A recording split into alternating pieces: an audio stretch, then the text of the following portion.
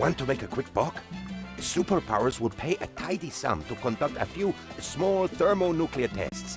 This is bound to be popular with the local residents, especially if you tell them radiation will give their skin a healthy glow and help them save money on haircuts.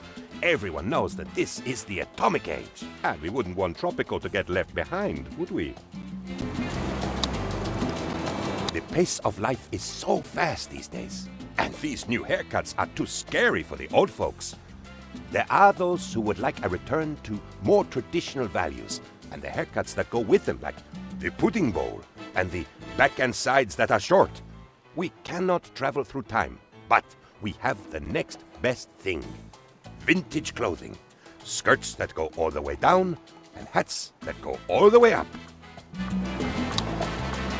The factory owners have hired some scientists, whose diplomas we suggest you don't examine too closely, who would like to study the long-term effects of burying toxic waste under the backlots of industrial buildings. While a few jaws will drop to the now poisonous ground, the grateful magnates have taken a collection and will send a care package to Zurich if you just provide the necessary bank account number. Recycling is our way of giving Mother Earth a great big hug.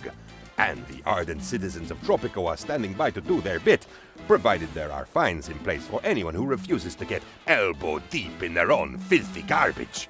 The streets and the air will be so much cleaner, not to mention our national reputation. Just don't mention that the industrial buildings are where most of the toxic groundwater has come from.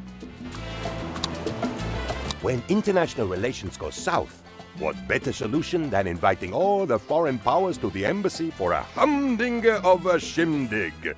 Canapes in the consulate, nightcaps in all the night spots, and a special party favor for each dignitary to take home and enjoy.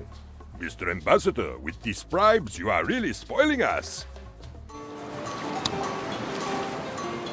Studies show that the meat from happy animals tastes better than that from sad ones. Plus, you can stick on a fancy label saying cruelty-free and hike up the prices.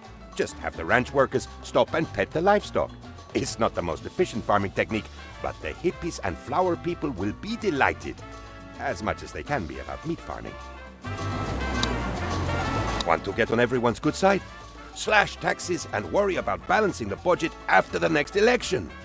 Everyone loves having more money, and if they complain when there's not enough money in the treasury to pay for health care, sanitation, crime safety, and so forth, well, you can repeal the tax cuts and make them all happy again.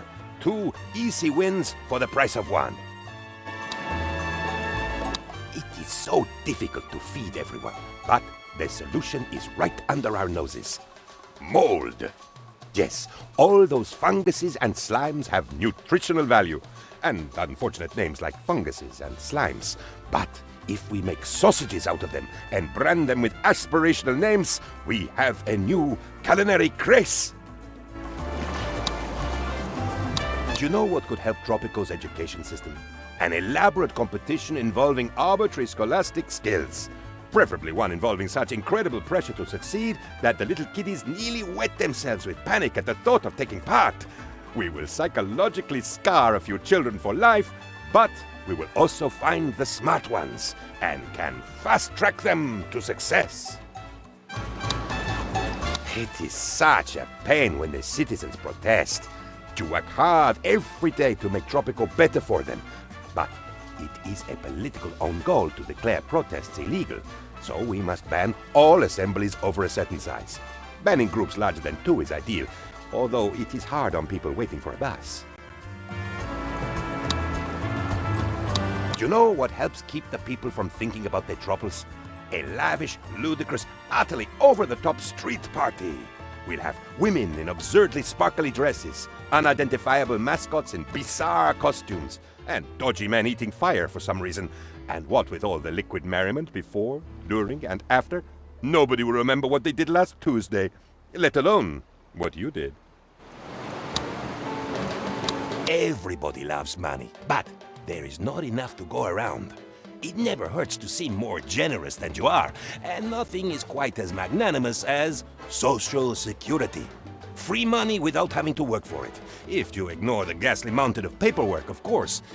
If we offer it to just the elderly and university students, we won't have to pay out to most of the population, but we'll still seem implausibly big-hearted. A nearly flawless scam. You know what helps